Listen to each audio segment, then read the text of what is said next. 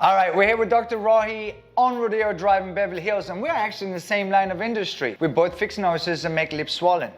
So we're gonna go over some self-defense. A lot of times in the videos, people say, just run away, just give them your materialistic things, which is great if that's an option. But if you are in a confined space where there's only one exit and the perpetrator is between you and that exit, you have to be willing and able to use violence. All right, so Dr. Rahi here tells me that she already knows how to kick ass. So let's find out. We're gonna check some of her strike, but there's also specific situations that we're gonna go over. Check it out. Punch a couple of times first, just with it. How did that feel? Fine. That's okay? Yeah. What about here? Oh, so I see what you've done. You've done fitness kickboxing, which is good. It's better than nothing. Now we're gonna learn how to hurt people. You have good technique as far as keeping your hands up and punching. Yeah. You're right-handed? Left-handed. Left-handed, look at that. Okay, so we're gonna put you in a southpaw stance, which is switching your feet. When you throw your punch, I really want you to rotate. So when it comes to an actual self-defense situation, it's all about inflicting as much pain on the other person as possible, which doesn't sound nice, but you do what you have to do in order to go home safe. So first I'm gonna open your hands slightly. There, put them like this, and yeah, we're gonna hit with the first two knuckles. So from here, and then when you throw your left, pivot your left foot a little bit. Yes, there we go. Thump. Look at, ooh. Almost knocking me out over here. That's it. One more. Good, nice. Now, all right, right foot forward again, and go. 1, 2, pop, pop. That's it. That's it. Keep going. That's it. 10 seconds.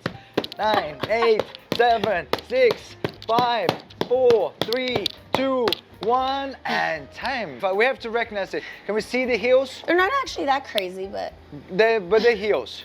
And here's Yeah. what's really important. How long do you think it would take you to take those off? 20 seconds. 20 seconds, Yeah. which you don't have in a self-defense situation. Truthfully, you don't even have 2 seconds, right? So taking them off is not gonna work. Using them as weapons is also not gonna work. A lot of times people think stomping on the foot is gonna help. It's not gonna do anything in an actual fight situation.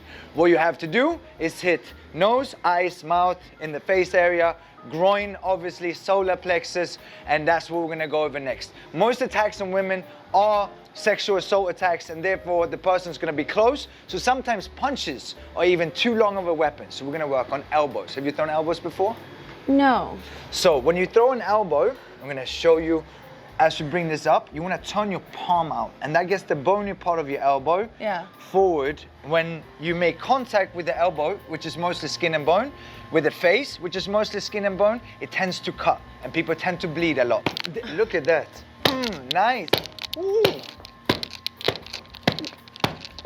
3 more. 2, 1, and time. Elbows are great weapons, not only because they're short-range weapon, but because you can throw them in any direction.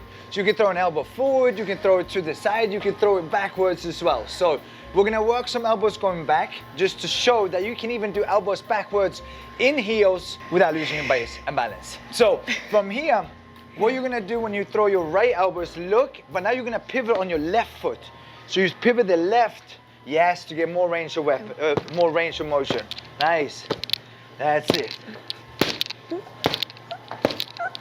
3 more, 2 more, 1 more, and time. Here we go. And 1, 2, 3, 4, 5, 6, 7, 8. 1 more, and time. Good job. Nice. All right, so we have 1 more short-range weapon that we're gonna work on, which is gonna be your knees. So knees, what's another short-range weapon? What's shorter than a knee? Shorter than a knee. Elbow, wrist, hand. Hands, yeah, but it's Your at the head. Head, exactly, headbutt. Great weapons, and especially when it comes to a sexual assault attack where the attacker, the perpetrator, has to be close to the victim. What's shorter than a headbutt? Nose butt? No, you can't do that. It will hurt you more than that. I'm not sure. Oh, biting. Biting. And again, sounds horrible, having to sink your teeth into another human being, but in a self-defense situation, you do what you have to do in order to go home safe. We're not gonna practice that today though. Oh. So what we're gonna do is you're gonna grab me up by the trapezius, behind the elbow, and then when you throw the knee, at the same time as you throw the knee, you're gonna pull me forward.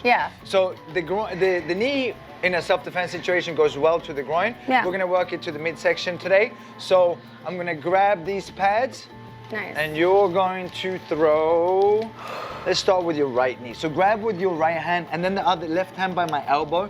Yes, and at the same time as you throw the knee, pull me into it. Up, yes. Nice. There you go. Up, nice. Woo. 3 more. That's it. 1 more. And switch side. Other side. Let's work the other side. You're good, I feel you're good, so you're good. bad. I hate my job. No, it's okay. It's okay. Don't worry. Go, go, go. And 1, yes. 2, 3, 4, 6, 7, 8, 9. Last one. And 10. Good job. The striking is one part of self-defense. The first and most important part of self-defense out of the 3 pillars is your mindset. The willingness to inflict pain on someone else, not to allow someone to hurt you. And then the third part is when you're starting off from a disadvantageous position. When we fight, a lot of times people ask, why do I do both MMA and Krav Maga, for example? MMA is still a sport where the fight starts when the referee says starts. I know who I'm fighting, where we're fighting, and what time we're fighting. Self-defense often happens when you least expect it and it escalates quickly. So now we're gonna start with a couple of different scenarios. I'm gonna place my hands around your throat. You're gonna do it to me first so that you can feel it. And yeah, choke.